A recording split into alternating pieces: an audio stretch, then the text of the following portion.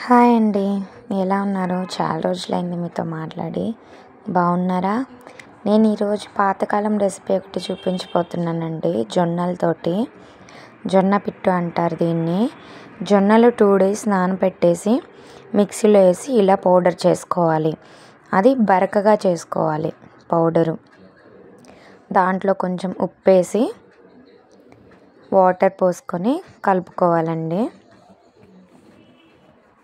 ఈ రెసిపీ మా అమ్మమ్మ వాళ్ళు పెట్టేవాళ్ళండి బలమని. జొన్నలతో ఇలా వాటర్ వేసేసుకొని కలుపుకోవాలి. మరీ జారుడుగా కాదు, అలానే మరీ గట్టిగా కాదు, కొంచెం పొడి పొడిగా ఉండేటట్టు కలుపుకోవాలి. చూపిస్తున్నాను చూడండి. ఇలాగా కొంచెం కొంచెం వాటర్ వేస్తా కలుపుకోవాలి. జొన్నలు 2 days నానబెడితే ఏంటంటే బాగుంటుందండి. 2 days నానతాయి, ఎక్కువ టైం తీసుకుంటాయి నానడానికి. సో ఇదిగోండి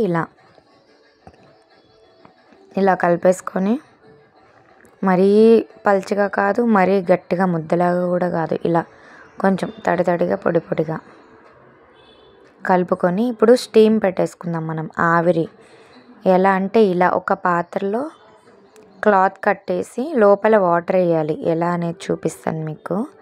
ఇలా మూత పెట్టేసి స్మోక్ వచ్చే వరకు వెయిట్ చేయాలి. మనం ఆవిరి వచ్చే వరకు వెయిట్ చేయాలి. ఇలా ఒక మూత పెట్టేసుకుంటే ఆవిరి వస్తుంది. ఆ వాటర్ బాయిల్ అయ్యి ఆవిరి వచ్చింది అనమాట. ఆవిరి వచ్చిందాక వెయిట్ చేయాలి.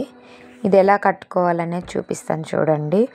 ఒక పాత్రలో కొన్ని నీళ్లు తీసుకొని మంచి క్లాత్ ఒకటి, వైట్ ఏదైనా సరే, కాటన్ది, కలర్దైనా నార్మల్దైనా కాటన్ క్లాత్ ఒకటి తీసుకొని దాన్ని ఇలా పైన పెట్టి కట్టేసి థ్రెడ్తో కట్టేయాలి.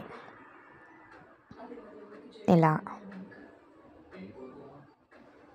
కట్టేసుకున్నాక మూత పెట్టి వాటర్ బాయిల్ అయ్యి ఆవిరి వచ్చినాక వెయిట్ చేయాలి. ఇలా కట్టేసుకోవాలి. మిడిల్లో క్లాత్ టైట్గా ఉండాలండి, లూజ్గా ఉండకూడదు. అలా కట్టుకోవాలి.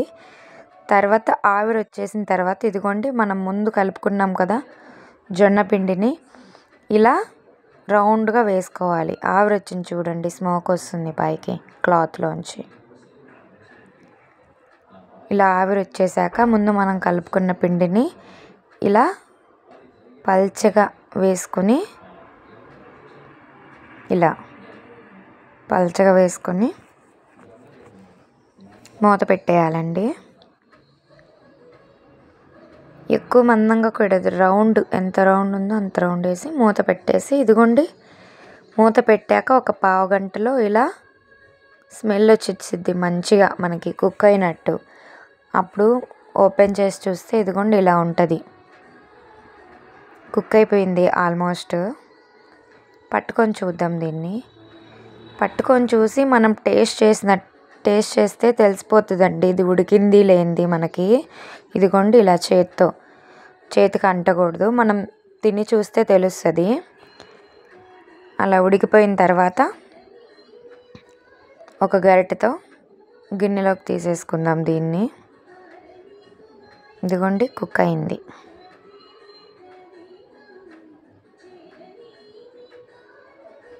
ఇలా పట్టుకొని ఒకసారి తిని చూస్తే తెలుస్తుంది మనకి కుక్ అయింది. ఇప్పుడు దీన్ని ఒక బౌల్లోకి తీసేసుకుందాం.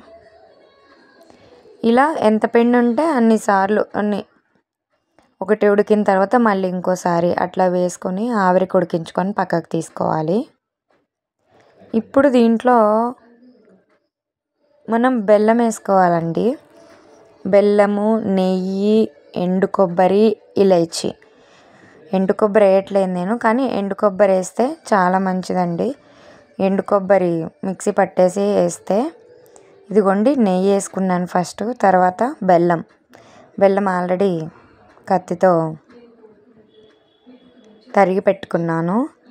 ఆ బెల్లము అలాగే ఇలైచి, నెయ్యి, బెల్లము, ఇలైచి వేసి బాగా అది వేడిగున్నప్పుడే చేత్తో బాగా గట్టిగా పిసకాలండి. గట్టిగా ప్రెస్ చేస్తూ చేత్తో మెత్తగా దాన్ని బెల్లం కలిసేలాగా కలపాలి. బెల్లం బాగా కలవాలి ఇందులో. బాగా గట్టిగా కలపాలి. వేడిగా ఉంటుందండి, వేడి మీదే కలిపేయాలి మనము, లేకపోతే తర్వాత సరిగా మిక్స్ అవ్వదు అది. ఇలా మనకి టేస్ట్కి సరిపడినంత బెల్లం వేసుకొని బాగా గట్టిగా కలిపేసుకోవాలి. బాగా బెల్లం అంతా దాంట్లో కలిసిందాక కలిపేసుకొని తినేయడమే. మెయిన్గా లేడీస్కి ఇది చాలా మంచిదండి. మా అమ్మమ్మ నానమ్మ వాళ్ళు చేసేవాళ్ళు. జొన్న పిట్టు ఇలా చేస్తారు. ఇదిగోండి అయిపోయింది. ఇలా చేసేసుకొని రౌండ్గా చేసేసుకొని తినడమే మిక్స్ అయిపోయిన తర్వాత. మీకు ఈ రెసిపీ నచ్చితే please like, share and subscribe అండి. Thank you. బాయ్.